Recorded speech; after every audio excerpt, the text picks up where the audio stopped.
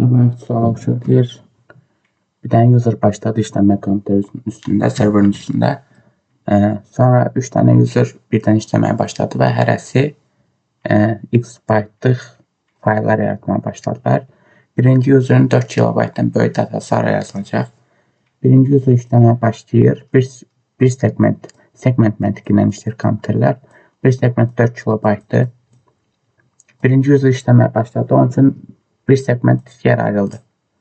Sonra 3 nəfər gəldi. 3 nəfərin arası 5000'den 6500 bayt arası dosya yaratılır.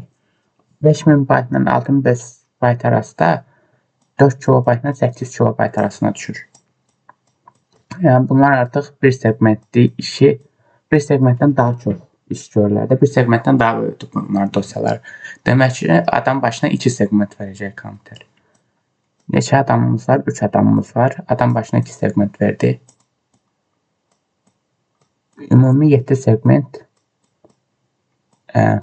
segment tutulmuş oldu. Deyir, birinci user'ın 4 kilobaytdan böyük dosyası hara yazılacaq?